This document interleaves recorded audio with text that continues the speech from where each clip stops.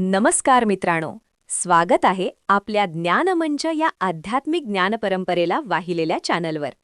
आज आपण ज्ञानेश्वरीतील असा अध्याय समजून घेणार आहोत जो माणसाच्या संपूर्ण जीवन प्रवासाचं, त्याच्या स्वभावाचं आणि त्याच्या अंतःकरणातील चढउतारांचं मूळ उघड करून दाखवतो. हा आहे ज्ञानेश्वरीचा 14वा अध्याय, गुणत्रय विभाग योग. हा अध्याय केवळ तत्वज्ञान सांगत नाही, तर आपण असे का आहोत या प्रश्नाचं खोल उत्तर देतो. भगवान श्रीकृष्ण अर्जुनाला सांगतात की हे संपूर्ण विश्व, सर्व जीव, सर्व देह आणि मन हे 3 गुणांच्या अधीन आहेत. हे 3 गुण म्हणजे सत्व, रज आणि तम. आत्मा मात्र या तिन्ही गुणांपेक्षा वेगळा, निरपेक्ष आणि शुद्ध आहे. पण देह आणि मनाशी एकरूप झाल्यामुळे जीव स्वतःला या गुणांचा कर्ता आणि भोगता समजू लागतो आणि इथूनच संसाराचं बंधन सुरू होतं. सत्वगुण हा शुद्धतेचा, प्रकाशाचा आणि ज्ञानाचा गुण आहे. ज्या व्यक्तीत सत्वगुण प्रबळ असतो तिचं मन शांत असतं, बुद्धी स्पष्ट असते आणि विचार संयमित असतात. सत्वगुणामुळे सत्याची ओढ निर्माण होते, करुणा वाढते, अहिंसा, क्षमा, समाधान आणि विवेक हे गुण आपोआप विकसित होतात. सत्वगुणी व्यक्तीला ज्ञान, साधना, भक्ती आणि आत्मोन्नतीची आवड असते. अशा व्यक्तीला सुखाचा अनुभवही शुद्ध स्वरूपात मिळतो. पण श्रीकृष्ण इथे अतिशय सूक्ष्म गोष्ट सांगतात. ते म्हणतात की सत्वगुण जरी श्रेष्ठ वाटत असला तरी तो सुद्धा बंधनच आहे. कारण सत्वगुण माणसाला सुखाशी आणि ज्ञानाशी बांधतो. मी ज्ञानी आहे, मी शुद्ध आहे, मी इतरांपेक्षा श्रेष्ठ आहे, असा सूक्ष्म अहंकार निर्माण होतो. हा अहंकार फार नाजूक असतो, पण तोच आत्मज्ञानाच्या मार्गात अडथळा ठरतो. म्हणून सत्वगुण मुक्ती देत नाही, तो फक्त बंधन अधिक सूक्ष्म करतो. यानंतर श्रीकृष्ण रजोगुणाचं स्वरूप स्पष्ट करतात. रजोगुण म्हणजे इच्छा, क्रिया, चंचलता आणि अस्वस्थता. रजोगुणी मनुष्य सतत काहीतरी मिळवण्याच्या मागे धावत असतो. यश, पैसा, मान-सन्मान, सत्ता, प्रसिद्धी, भोग या सगळ्यांची तीव्र ओढ रजोगुणामुळे निर्माण होते. रजोगुण कर्म करण्याची शक्ती देतो, पण त्याचबरोबर फळाची आसक्तीही निर्माण करतो. प्रत्येक कृतीमागे मला काय मिळणार हा प्रश्न दडलेला असतो. अपेक्षा पूर्ण झाली तर क्षणिक आनंद मिळतो, पण अपेक्षा अपूर्ण राहिली तर दुःख, राग, निराशा आणि असंतोष वाढतो. रजोगुणी मन कधीही शांत राहत नाही. ते भूतकाळातील पश्चातापात अडकलेलं असतं किंवा भविष्याच्या चिंतेत गुरफटलेलं असतं. वर्तमान क्षणात स्थिर राहणं त्याला कठीण जातं. बाहेरून ही व्यक्ती खूप कार्यक्षम, कष्टाळू आणि यशस्वी दिसते, पण आतून ती सतत अस्वस्थ असते. म्हणून श्रीकृष्ण सांगतात की रजोगुण जीवा कर्मबंधनात अडकवतो. तिसरा गुण म्हणजे तमोगुण. तमोगुण हा अज्ञानाचा, आळसाचा आणि मोहाचा गुण आहे.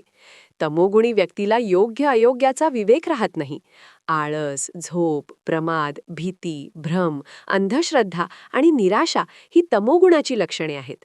तमोगुण माणसाला खाली ओढतो, त्याची बुद्धी जड करतो आणि त्याला अंधाराकडे घेऊन जातो. श्रीकृष्ण स्पष्ट सांगतात की तमोगुणामुळेच जीव अधोगतीकडे जातो. भगवान पुढे सांगतात की हे तीनही गुण एकमेकांशी सतत संघर्ष करत असतात. कधी सत्व प्रबळ ठरतो, कधी रज तर कधी तम. आपल्या आयुष्यातील भावनिक चढउतार, मनस्थितीतील बदल, निर्णयातील गोंधळ हे सगळे या गुणांच्या परस्पर संघर्षामुळेच घडतात. एका क्षणी आपण उत्साही आणि सकारात्मक असतो, तर पुढच्या क्षणी अस्वस्थ किंवा निरुत्साही होतो. हे सगळं गुणांचं खेळ आहे. श्रीकृष्ण पुढे सांगतात की मृत्यूसमयी जो गुण प्रबळ असतो त्यानुसार पुढील गती ठरते. सत्वगुण प्रबळ असेल तर जीव उच्च लोकांना प्राप्त होतो. रजोगुण प्रबळ असेल तर तो पुन्हा कर्मयोनीत जन्म घेतो. तमोगुण प्रबळ असेल तर अधोगती होते. म्हणून जीवनात कोणता गुण वाढवायचा आणि कोणता कमी करायचा याची जाणीव असणं अत्यंत आवश्यक आहे. हे ऐकून अर्जुनाच्या मनात एक महत्त्वाचा प्रश्न निर्माण होतो. तो विचारतो, या 3 गुणांच्या पलीकडे गेलेला मनुष्य कसा ओळखायचा? तो कसा वागतो आणि या गुणांच्या बंधनातून मुक्त कसा होतो? अर्जुनाचा हा प्रश्न प्रत्येक साधकाचा प्रश्न आहे आणि इथूनच गुणातीत अवस्थेची चर्चा सुरू होते. भगवान श्रीकृष्ण अर्जुनाला पुढे सांगतात की या 3 गुणांच्या पलीकडे गेलेला पुरुष म्हणजेच गुणातीत पुरुष. हा गुणातीत मनुष्य कसा असतो हे समजून घेणं फार महत्त्वाचं आहे, कारण अध्यात्माचा अंतिम टप्पा हाच आहे. गुणातीत म्हणजे सत्व, रज आणि तम या तिन्ही गुणांनी न ढळणारा, न बांधला जाणारा पुरुष. गुणातीत पुरुष सुख आणि दुःख या दोन्ही अवस्थांकडे सारख्याच दृष्टीने पाहतो. सुख मिळालं तरी तो उसंबळत नाही आणि दुःख आलं तरी तो खचत नाही, कारण त्याला हे ठाऊक असतं की ही दोन्ही अवस्था क्षणभंगूर आहेत आणि त्या देह व मनाशी संबंधित आहेत, आत्म्याशी नाहीत. म्हणूनच त्याचं मन स्थिर असतं, शांत असतं आणि परिस्थितीच्या लाटांवर डगमगत नाही. मान मिळाला तरी त्याला अभिमान वाटत नाही आणि अपमान झाला तरी त्याला राग येत नाही. प्रशंसा आणि निंदा या दोन्ही गोष्टी त्याच्यासाठी समान असतात. लोक काय म्हणतात, समाज कसा पाहतो यावर त्याचं सुख दुःख अवलंबून राहत नाही, कारण त्याने आपली ओळख देह, पद, प्रतिष्ठा यांच्याशी जोडलेली नसते. तो स्वतःला आत्मस्वरूप मानतो. गुणातीत पुरुष मित्र आणि शत्रू या भेदात अडकत नाही. ज्यांनी त्याचं भलं केलं त्यांच्याशी तो कृतज्ञ असतो, पण ज्यांनी वाईट केलं त्यांच्याविषयीही त्याच्या मनात द्वेष नसतो, कारण त्याला हे कळलेलं असतं की प्रत्येक जण आपल्या स्वभाव गुणांच्या अधीन वागत असतो. त्यामुळे तो कुणालाही दोष देत नाही. श्रीकृष्ण सांगतात की गुणातीत पुरुष कर्म करतो, पण कर्माचा कर्ता बनत नाही. त्याच्या हातून कर्म घडतं, पण मी करतो असा अहंकार त्याच्या मनात नसतो. जसं सूर्य उगवतो, प्रकाश देतो, पण मी प्रकाश देतो असं म्हणत नाही, तसंच गुणातीत पुरुषाचं असतं. कर्म घडतं, पण तो कर्मात अडकत नाही.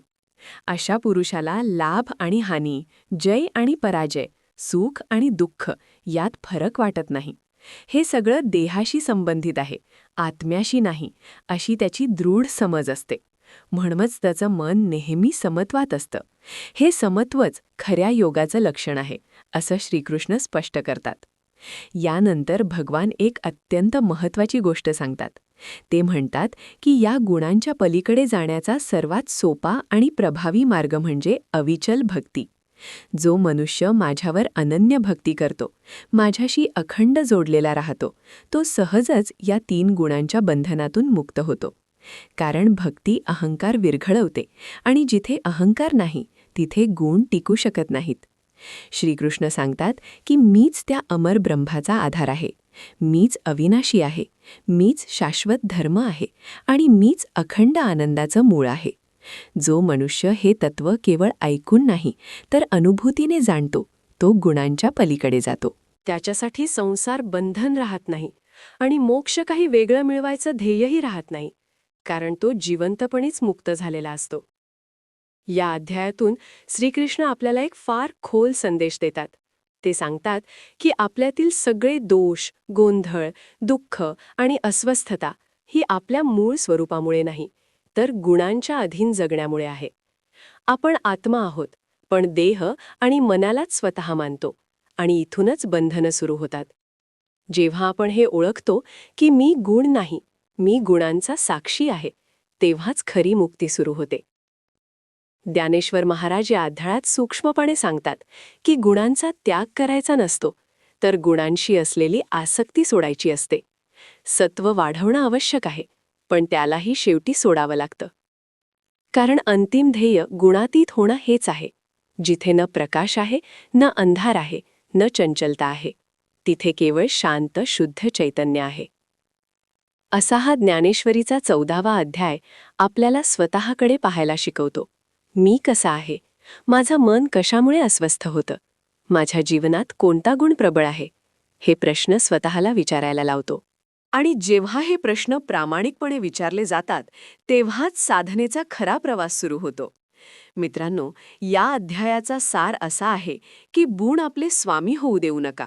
त्यांना ओळखा, त्यांच्यावर जागरूक रहा आणि भक्तीच्या आधाराने त्यांच्या पलीकडे जाण्याचा प्रयत्न करा. कारण गुणांच्या पलीकडे गेल्यावरच आत्म्याचा खरा आनंद अनुभवता येतो.